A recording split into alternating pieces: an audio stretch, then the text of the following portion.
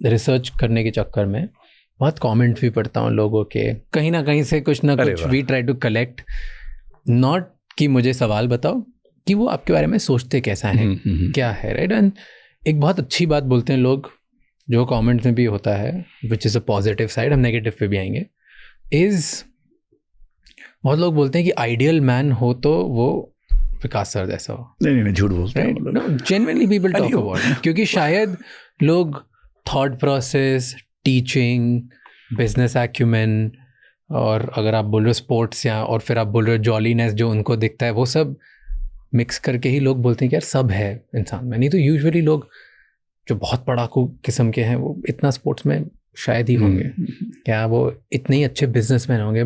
Usually teaching businesses not very hand in hand नहीं जाता। आजकल इंडिया में बहुत फेमस है, बट कुछ छोड़ के इंसिडेंट, ठीक बात है, right. So what do you think is an ideal man? आपकी क्या डेफिनेशन है? मतलब मैं दो बातें कह सकता हूँ, एक तो जिसमें डाइवर्सिटी हो, दूसरा जिसका एवोल्यूशन ठीक से हुआ हो, मतलब उसने बचपन को बचपन की तरह जिया हो, जवानी को जवानी की तरह ही जिया हो, वो सब चीजें की हों जो उस उम्र में स्वाभाविक हैं। जैसे क्या? बचपन में लड़ाई झगड़े, मार पिटाई, नॉन सीरियसनेस, पढ़ाई उतना नहीं कर पाए, होमवर्क नहीं किया, डांट पड़ गई, पिट गए, वो सब किया हो। बहुत पढ़ाकू किस्म के बच्चे मुझे पसंद नहीं।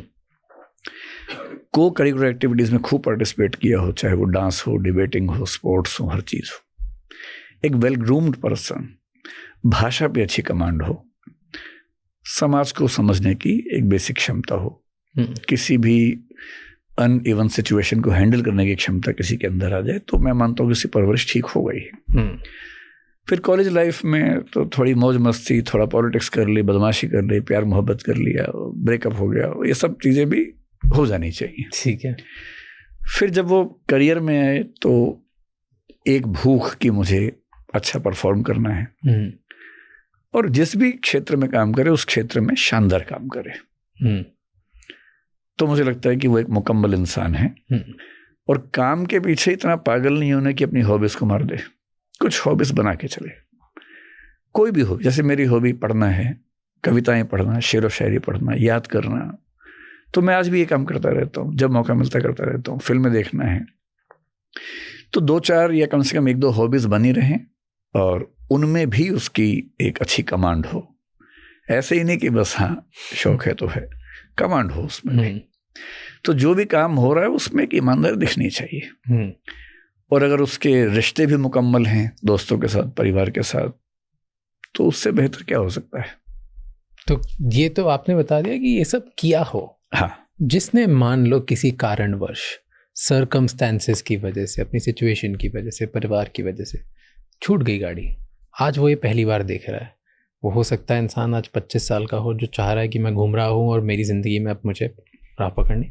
हो सकता है 40 ईयर का हो, 50 ईयर का हो, वो बोल रहा है कि मेरी गाड़ी पैशन वाली छूट गई, आज शायद मुझे बेटर बनना है। या हो सकता है वो इंसान हो जिसके पास सब है, लेकिन वो व्यक्तिगत लेवल पे गुस्सा हो, मारता पीटता हो, बेकार हो। Somebody is watching it for the first time. Tell me 1, 2, 3 या 4 स्टेप्स जिससे लोग कहीं कैसे भी हों उससे एक आइडियल मैन बनने की तरफ जा सकते हैं। मतलब मैं तो कहूँगा कि आइडियल बनने के चक्कर में नहीं पड़े तो अच्छा है। Better man. आइडियल बनने के चक्कर में जिंदगी खराब हो जाती है। आप एक सहज इंसान बन जाए, वो ज़्यादा बेहतर है। आइडियल आमतौर पर दूसरों की निगाह में खुद को देख रहे होते हैं, और हमेशा दूसरों की निगाह से खुद को देखना अपने आप में एक बहुत परेशानी की बात है। कंफर्टेबल ह्यूमन बीइंग होना ज़्यादा बेहतर है। तो जो जो मिस हुआ आपकी ज़िंदगी में, आजकल तो हम कहते हैं कि age is just a number, तो जो मिस हुआ है सोशल मीडिया के दौर में, लगभग वो सब चीज़ें फिर से करने की एक चॉइस आपके पास है। मसलन खेलने का शौक था बचपन में, क्रिकेट नहीं खेल पाए, अब नौकरी करते हैं। मैं ऐसे लोगों को जानता हूँ जो 5 दिन नौकरी करते हैं, बढ़िया नौकरी करते हैं, और 2 दिन खूब खेलते हैं। ऐसी ऐप्स आजकल हैं, कॉर्पोरेट्स के लोग उन्हीं ऐप्स पे उनका स्कोर भी आता है, सब कुछ रिकॉर्ड्स बनते रहते हैं, स्टेडियम बुक कर लेते हैं, मैदान बुक कर लेते हैं, हर सैटरडे खेलने जाते हैं। तब नहीं खेल पाए, अब खेल लीजिए। हमारे कुछ दोस्त बैडमिंटन दिल्ली में आजकल कुछ कोर्ट्स वगैरह बुक करते हैं, रोज खेलते हैं। तो आजकल बड़ी सुविधा ये है कि जो आप नहीं कर पाए वो सब करने के ऑप्शंस हैं।